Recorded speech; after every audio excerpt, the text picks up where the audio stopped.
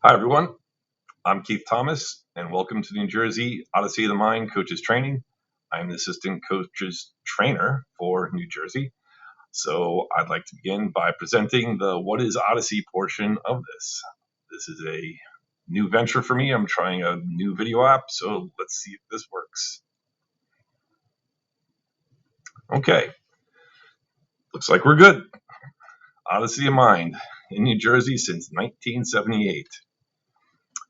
I'm going to do my best not to read directly from the slides, and I'm just going to present what I know about being a coach.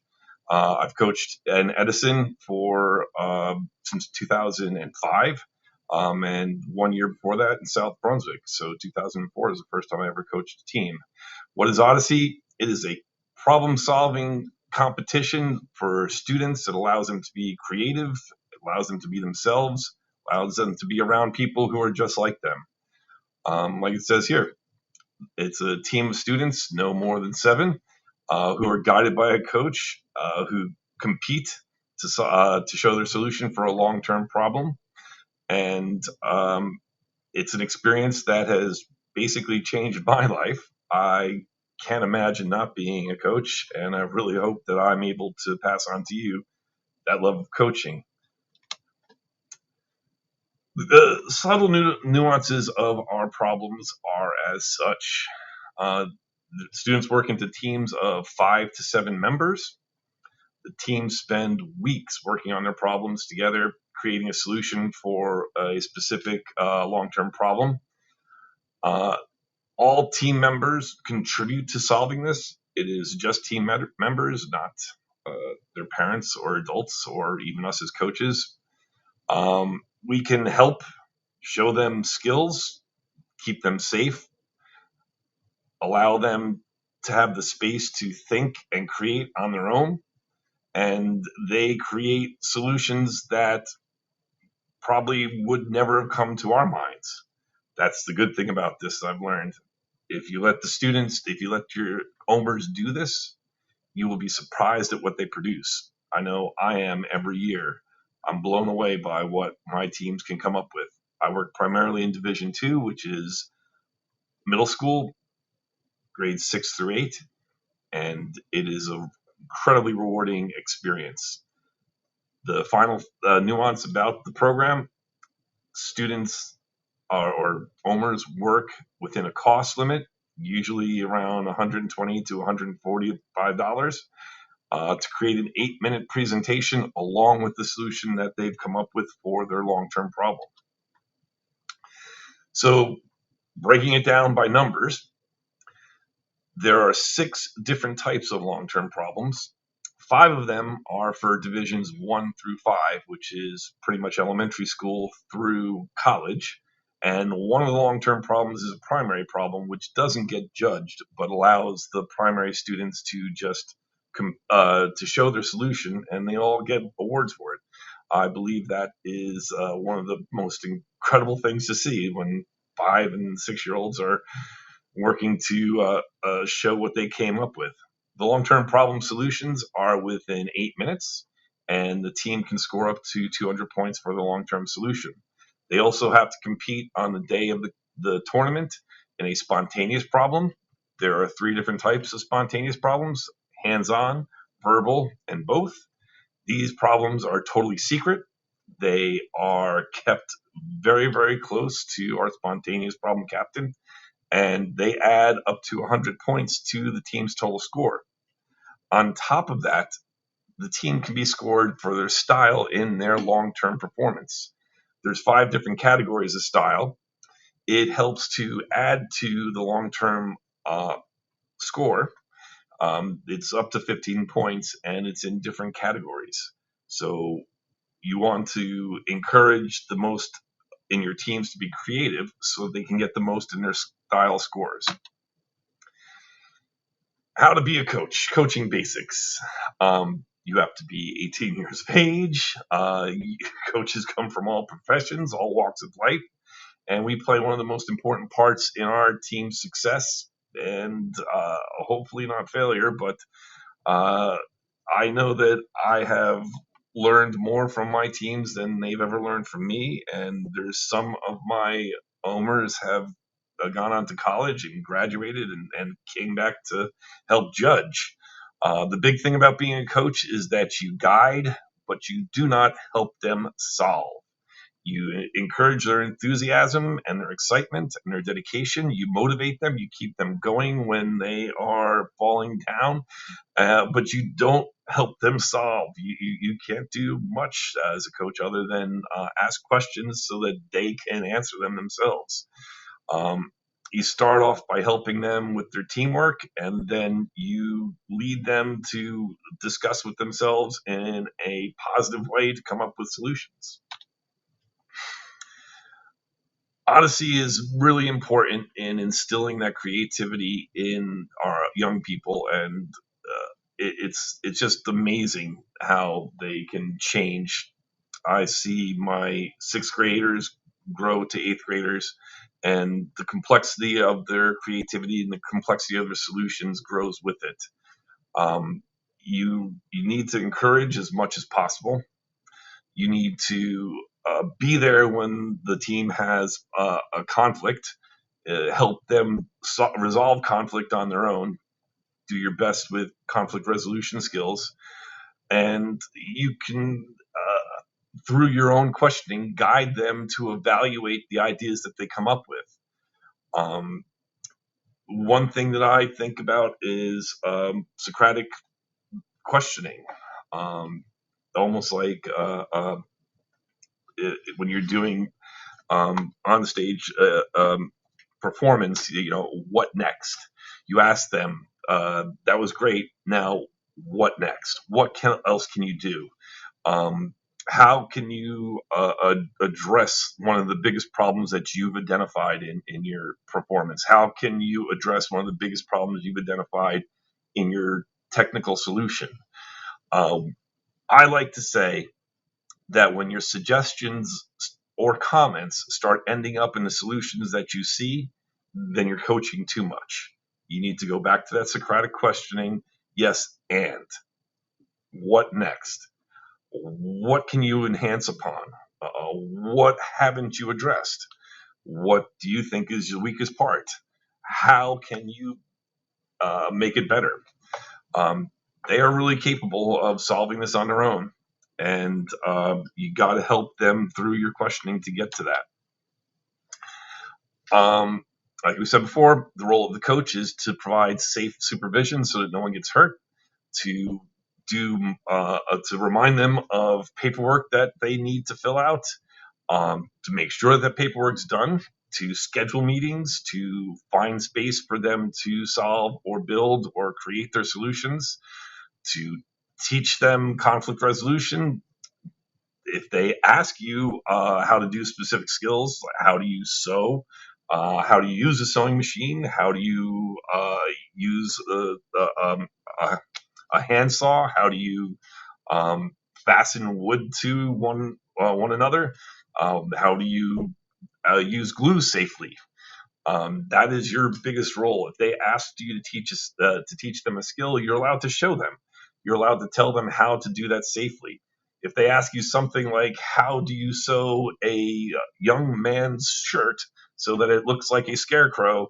Uh, that is a little bit too much. That is outside assistance.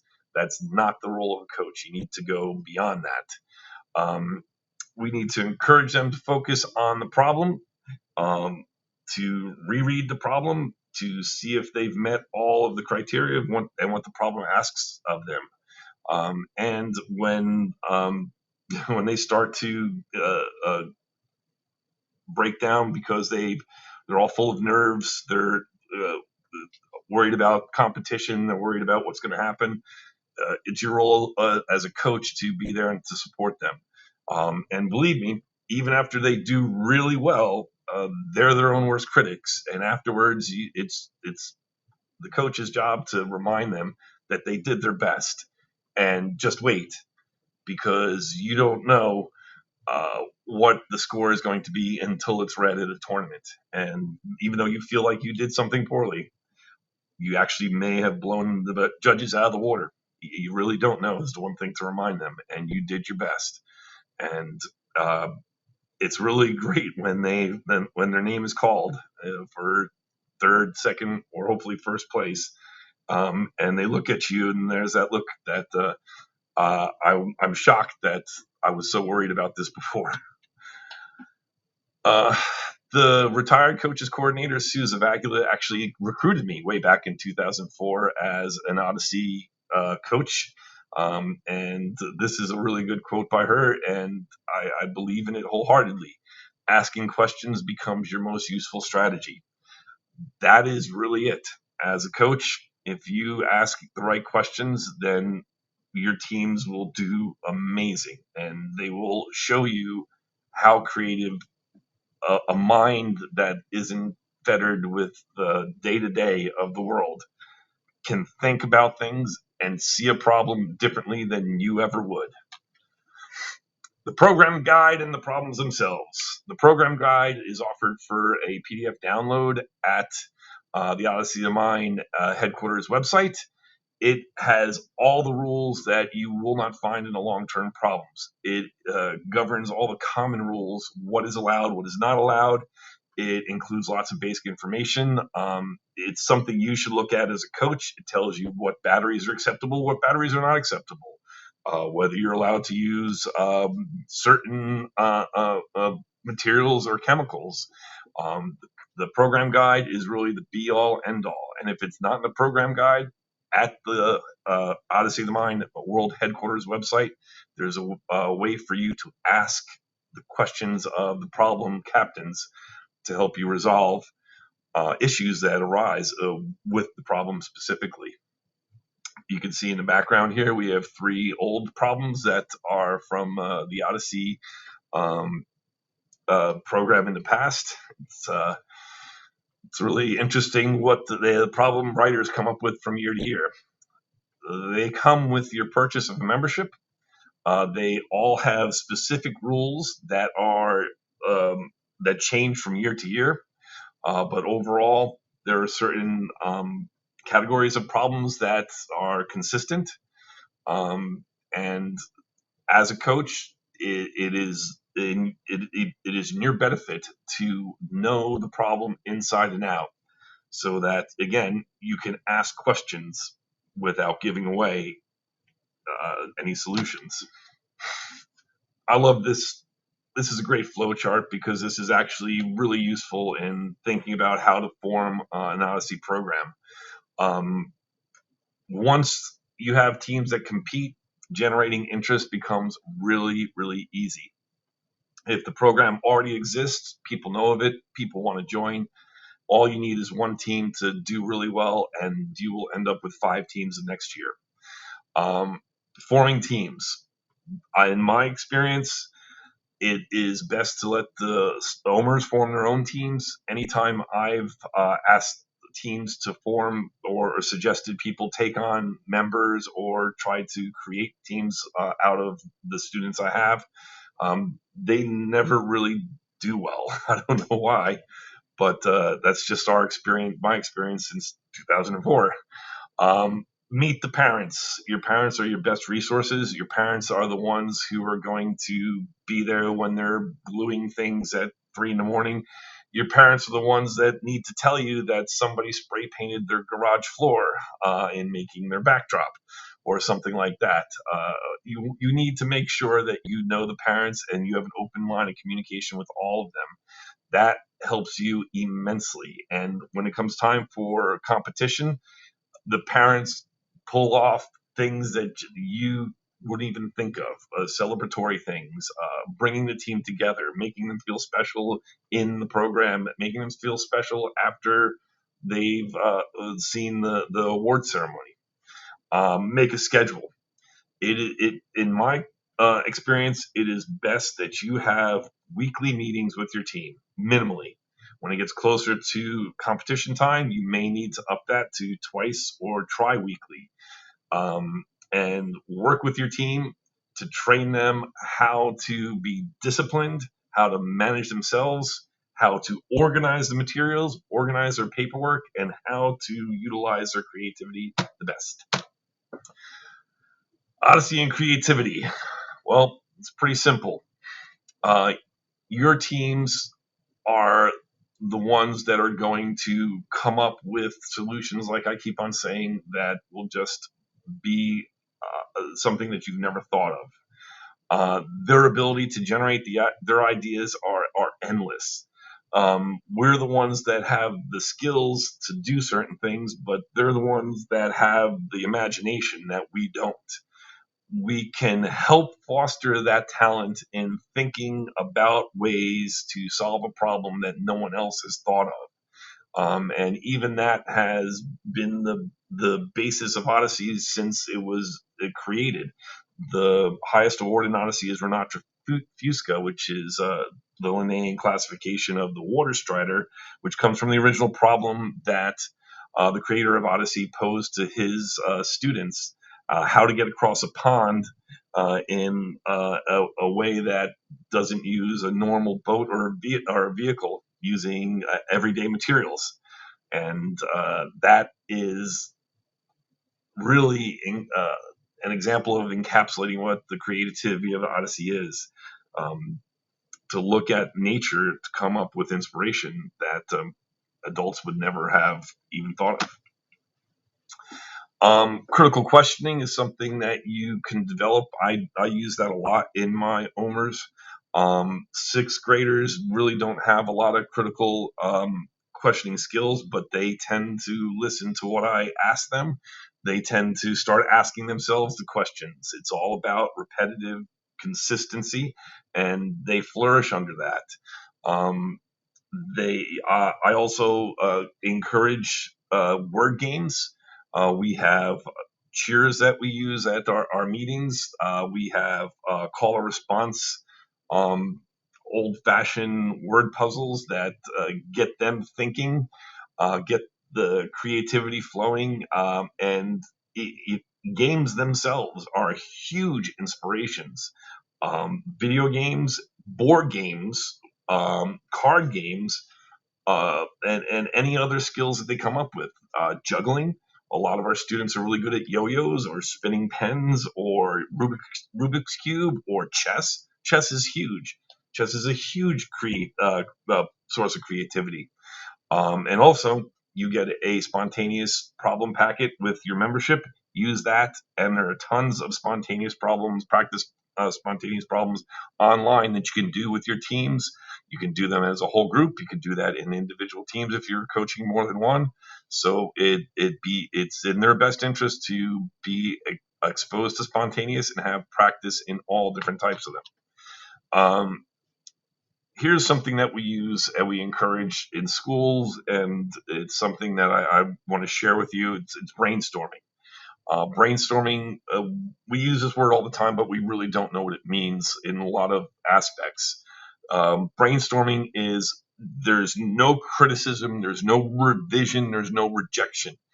People just throw their ideas out there. Encourage brainstorming sessions where whatever they're stuck on, whatever their problem is, or whatever they've already done and feel that they need to be more creative with, just have them throw any idea, no matter how crazy, out there, and encourage the most outrageous ideas, things that are silly and probably could never happen, and have students piggyback off of one another.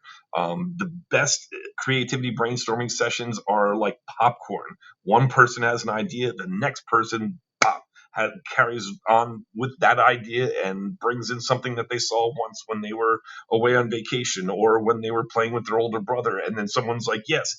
And I remember I saw this when I was in the city at the Museum of Natural. It's incredible to see when the ideas start flowing. After the team has a natural slowdown and responses kind of start to filter out and there's not much more happening, then you go back and evaluate. Encourage that evaluation session doesn't happen until the end of the meetings, and that's where you look at what is the realistic ability of us to do these crazy ideas that we came up with. How can we come up with a solution? What materials can we use to build it? Is it even possible to build that? If we only had this bin of reusable material that we've been collecting since September. How could we make this happen? This seems like it's gone on forever. I'm very sorry, but there's a lot to say. What can I tell you? Whenever a team is stuck or unable to think, um, give them that time to maybe evaluate with a break, a snack break, um, uh, end the meeting, come back to it again. Whenever a team looks at this as a burden, they're not going to be at their best. They're not going to be contributing as much. It's got to be fun. It can't be stressful all the time. You make it fun however you can. I make it silly. Comedy is a huge, huge strategy that I use with my teams. And I can't tell you the value of a tea and donut break, or if you're healthy, you want to go um, with seaweed snacks or kale and stuff like that. Just the ability to not think about something may loosen up the mind to see a solution that wasn't there before. And most importantly, it's got to be enjoyable for you too, because it can't always be, like I said, stressful all around. And quite honestly, um, it's very rare that it is, at least in my experience. Um, the times that my teams have been stuck are the times where I, as a coach, have come up with ways to help them that I never thought I'd be capable of. So you can do it. You can do it too. It seems like a lot, but believe me, once you're in the thick of it, there's nothing better. So, like I said, I'm Keith Thomas. I am the assistant coach's trainer. I'm here to answer your questions, and thank you for allowing me to share this with you. Have a great training today.